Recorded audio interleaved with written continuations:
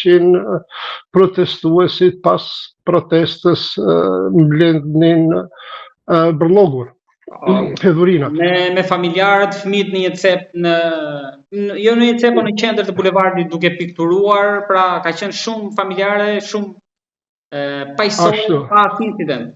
Ndoshta arma më e fortë ka qenë goditja me pambuk. Ashtu, po shikoni, ne jemi evropian, gjithmonë kemi qenë evropian, kemi kulturë evropiane dhe duhet të sillemi si të tillë.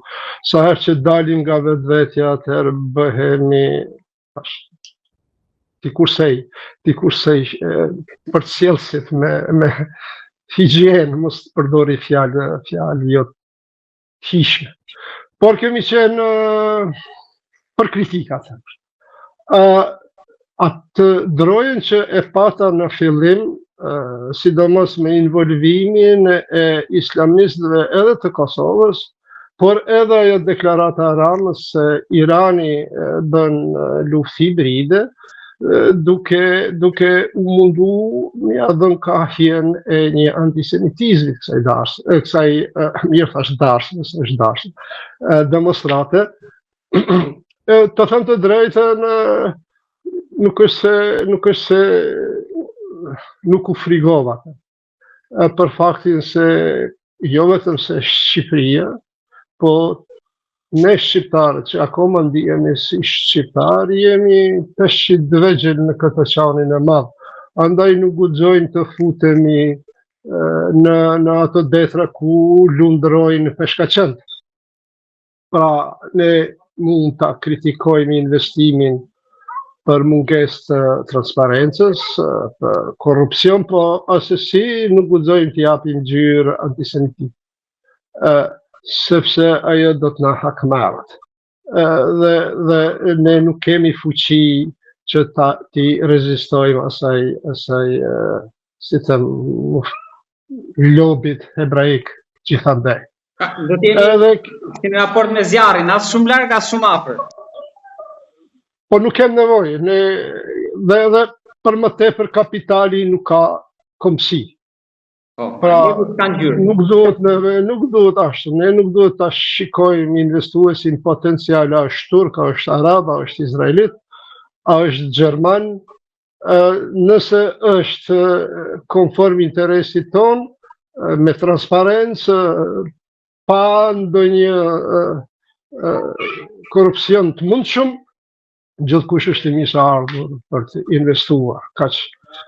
Sa i përket protestës, unë mungesë të mundësive për të ardhur atje, përndryshe do t'isha në shesh, kam vendos t'i bashkangjitem bashkëqytetarëve Mërgatës këtu në Londër, edhe javën e kaluar ka pas një protest solidariteti me protestuesit e Tiranës, një protest shumë e mirë, shumë civilizuese, ka pas fjalime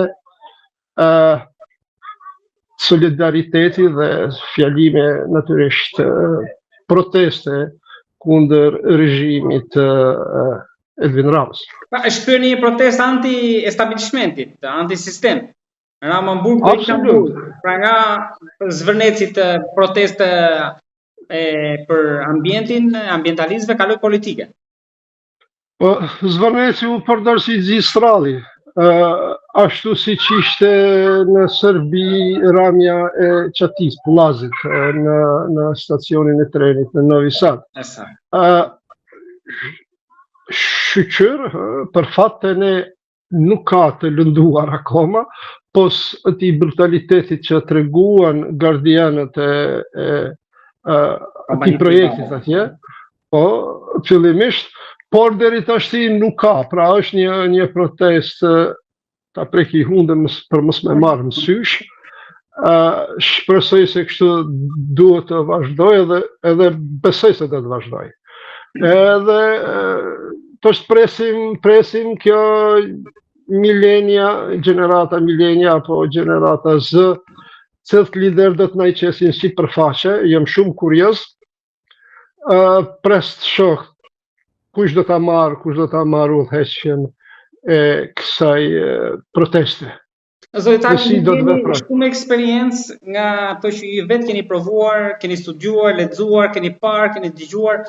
Tani, si mund të është vonë tek kapërcimi i kësaj faze të protestës, pra për të pasur një lider, për të kapitalizuar, për të kthyer një lëvizje politike, për të hyrë brenda sistemit, sepse ka 2 javë që po vazhdojmë kështu, dhe rrezikon që të kthehet në monotone. Jo, as pak. Shikoni, protestat e 1980, demonstratat në Kosovë, i filluan edhe ju udhëheqën rinia studentore, do të thonë mosha 19 vjeçare, 23 vjeçare. Kjo ishte dominante. Dhe bën ndryshimin në shoqëri të faktën, shoqërinë shqiptare, jo vetëm se në Kosovë, por edhe gjithë Jugosllavinë. Po mbase edhe patë jehon edhe në Shqipëri. Prandaj kjo protestë veç ka arrit efektin e vet. Kështu unë jam kurios, po them edhe një herë, se kush cili nga të rinjt ambicioz do të paraqiten në skenë për të marrë përgjegjësi, sepse koha është për ta. Mirë është jetë nga jashtë apo nga brenda, se po që nga brenda do anatemohet këtu, se çdo kush do i lidhur me kënd. Por që do të anatemohet, atë duhet ta ketë parasysh secili që merr përgjegjësinë, për që do të etiketohet, do të fyhet, ato duhet ta ketë parasysh secili që merr atë përgjegjësi, sepse flasim për luftën për pushtet, pushteti është shumë i ëmbël, dhe pushtet mbajtësit do ta përdorin gjithë arsenalin që e kanë.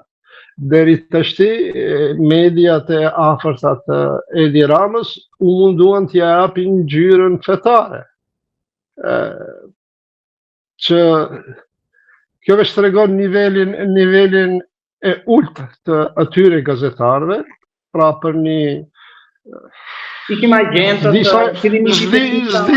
nuk e di sa shumë i paguan Edi Rama, çfarë pagë marrin, po t'jesh i bindur që unë shumë si unë, nuk do të futeshim në atë lojë për një shumë të madhe. E jo për këto për shumët që po besoj i paguan hyçmetit, thënë kështu.